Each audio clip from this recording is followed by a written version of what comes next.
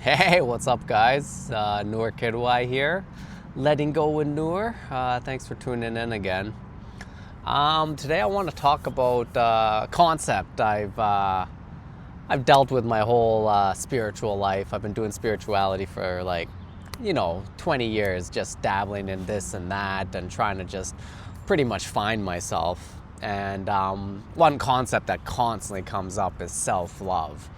And of course, I'm not going to sit here and be like, be a dick to yourself or anything like that. But I think this concept of self-love is so misrepresented in the spiritual community that it can actually hurt you, hurt your growth at least, when you don't take it, when you take it the way that some people present it. And I want to just kind of talk about that. There's also the opposite of self-love, which you also see with this kind of hustle culture thing where people are just go work your ass off, do this, blah, blah, blah, and just kind of just focus on that, which that has its own issues. But I'm going to focus today on the kind of self-love that the spiritual community talks about, and then the new way I look at self-love that's just helped me out a ton in my journey and my letting go journey, which I'll explain a little bit to people who are new here as well. But I think right now in the spiritual community, a lot of times you see people talk about self-love, and I just can't help but see it as just a way that kind of people use it as an excuse not to change. Love yourself for who you are. And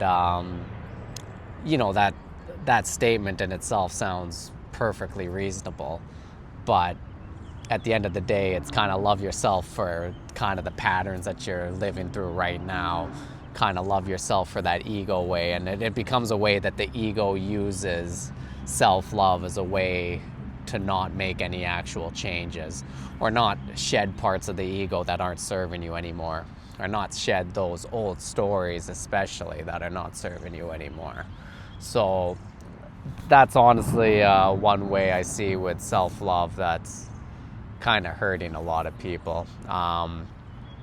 One thing I'm doing with this letting go journey, and if you guys follow the channel, you kind of know, but if you don't know, I've been doing this letting go journey. I followed off this book by David R. Hawkins called Letting Go. And it's basically kind of coming back to yourself, coming back to your authentic self by letting go of all the old patterns and old suppressed emotions that you have in your body. And the book kind of explains how there's different levels of consciousness, and you stay at lower levels when you have a lot of suppressed emotions, and you keep yourself at those levels.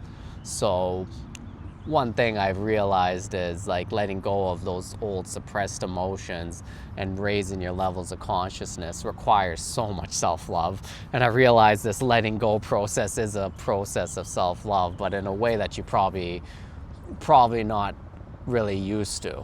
Because I'll tell you, when you're letting go of old stories, let's say, when you look at stories that you tell yourself, and I'll tell you, for me, it was hey, I'm in my late 30s now, I don't have a family, I don't have the success I wanted, I don't have a relationship, am I ever gonna find love? Am I not good enough? Am I just shitty? Did I fuck up my life? Did I make all these things? And when these are old stories that are linked to a ton of suppressed emotion that stays in your body, and this is suppressed energy. And when you do this letting go technique of allowing this stuff to come up and allowing it to slowly work your way out of its body, when you're feeling this energy come out of your body, you're going to feel those old stories come up in a harsh way. And the point of this letting go technique is to be able to be non-judgmental and allow those stories to come up and to witness it, and those emotions that come up with it, to fully feel it so that it can really just work its way out of your system. And all of that requires so much self-love, because when you're getting rid of some old stories that are kind of self-hatred almost, because it's mixed with so much shame and apathy and guilt, when those stories come up, it really you really see some really harsh ways that you look at yourself, and they come up, and it's just like, man, you're a piece of shit. Like, why did you make so many mistakes? You're just not good enough. You're not, like, this kind of language comes up into your thoughts. And when I used to think of self-love in the day, when I used to see these thoughts come up, I used to resist them and go like, oh shit, that's like bad thoughts. Let's replace them with more loving thoughts. And, you know, some bad thoughts would come up like, you're not good enough, or you fucked up your life, or whatever those harsh language can be about yourself. And I would resist those thoughts and then try to replace them with more loving thoughts. And you know what? Like, that sounds like perfectly reasonable. There's nothing wrong with that. And I see a lot of spirituality talking about that. But the truth is that when you resist those thoughts, you're just pushing them down, and it stays inside you. And that energy and that emotion that it's connected with stays inside of you. And they'll come up, and you'll relive those old patterns over and over again. So the best way to show self-love to yourself in that situation is to allow yourself to actually feel those thoughts and the feelings behind those thoughts, the emotions. Allow yourself to actually feel those fully, non-judgmentally, and allow those to work its way out of your system. And that is a real, true version of giving yourself self-love. And when those words come up, don't try to resist them. Let those thoughts come up, that even if they're really hurtful to yourself, and let those emotions come up even though they feel a lot of pain behind them. But trust me, that's how it works its way out of your system. And when you allow it to work your way out of your system, it feels so much more beautiful. And then when you're doing that process of working your way out of your system, you can use some kindness in it and just be like, hey, this is stuff that you used to tell yourself, and it's okay. You're not a bad person for telling yourself this shit. So it's okay, and you can work your way through this and become a person who's more kind to yourself naturally. Because when all this stuff leaves your system, your energy starts working its way in a more natural process, in a more natural way. And in that way, you're always like kind of filled with, you're always on your side. You love yourself. You treat yourself way better when you're in that natural way. When you're kind of suppressed by when you're acting through these suppressed emotions like guilt or shame or apathy, these heavy emotions, or even anger, that's where you usually start talking to yourself in a really bad way, even if you're not conscious of it. And that's where you have like lower energy, and you're tired a lot and stuff like that. So work your way out of these patterns, and that's, I think, the biggest act of self-love. And when you're transforming, there's ups and downs. When you're letting go of these emotions, there's ups and downs. So showing yourself kindness in those periods is the other form of self-love that I've realized is good for me. And I'll tell you, like, for me, like, let's say right now, like, coming through the last few months where a lot of this transformation has really taken root in me, and I've released so much like old shame and stories that I used to tell myself, and I realized there was a lot of like different big events that happened in my life that really explains a lot of my characters, and and honestly, a lot of my character is explained by these old events, because it left such a mark on me that it kind of taught my body, like, hey, act this way or you're going to be in danger. And I needed to work that out. And a lot of that required me to like really be kind to myself, to like let go of it. Because when some of these heavy emotions are leaving your body, you're going to have days where you fall out of it and you're like, fuck, and you kind of go into that mode of like being like, oh man, maybe I am a piece of shit. This never works. Every time I try to change, or every time I think I'm on the path, that like I leave it and I come back to this. And like that's like when you're working that, when that shit's leaving your body, it's going to sometimes feel like that. So you need to kind of be kind to yourself and just be like, hey, this is part of the process.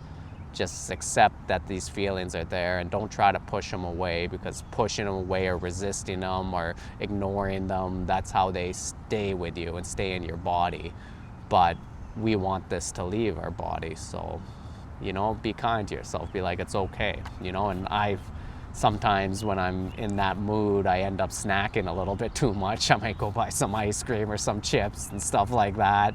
And it's kind of a way for self-comforting in a way.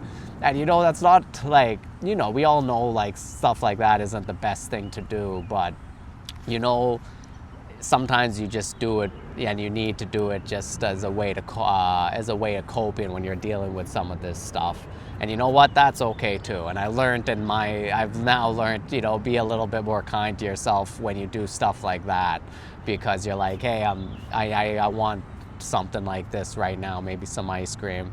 I'm gonna have some, and you know what? I'm not going to beat myself up about it, because afterwards, if I beat myself up about it, I'm just creating new patterns of like shame and guilt that just adds to like the old suppressed emotions I got in there. So it's just like a way of like hurting yourself. But you know, if you have some ice cream and you don't release those old patterns, honestly, it's not that big of a deal, and it can help you through this whole process. And yeah, so I kind of hope you guys can kind of show that compassion to yourself. Yeah, and I think what I kind of see self-love as now is an honest awareness of what's inside of you and your inner world, and just being honest with yourself about it. And then also a gentle compassion to yourself when that transformation is happening, and understanding that that transformation has ups and downs, and it's not always going to be easy. So you want to have an honest awareness of what's coming up. It might not look or feel the best, but you're going to be honest with yourself that this is what's coming up, and I'm going to allow it to come up, and I'm going to feel it fully, and I'm going to not resist it. I'm going to be non-judgmental about it. And that's real, like, honesty to yourself, which is true self-love. And then the other part of self-love is that gentle awareness of this transformation that you're going through. It is a transformation, and trust me, it's the best transformation. It's the transformation you were meant to do, and it's really coming back to yourself. And it has its ups and downs, and showing yourself some gentle compassion and kindness during that transformation is, honestly, how beautiful is it? It really is. I really let a lot of stuff go lately, and I let a lot of stuff kind of, a lot of that negative talk and negative stories, I realized what it was kind of linked to. And I'm going to make videos on that are more descriptive on that, because I feel like when you hear other people's stories, it really helps you in your transformation, and 100% helped in mine. So I'll release more descriptive videos, and that kind of hit the target a little like a little bit more, hit a little bit more on target of different things.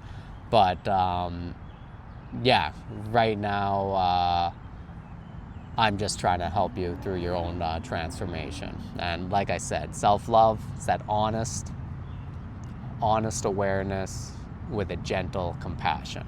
And yeah, I hope you guys can get something from this video, and I hope you guys can start changing the way you look at self-love and look at your own process. Yeah, please like and subscribe if you like this. Leave a comment. Leave a comment if anything resonated with you. Thank you.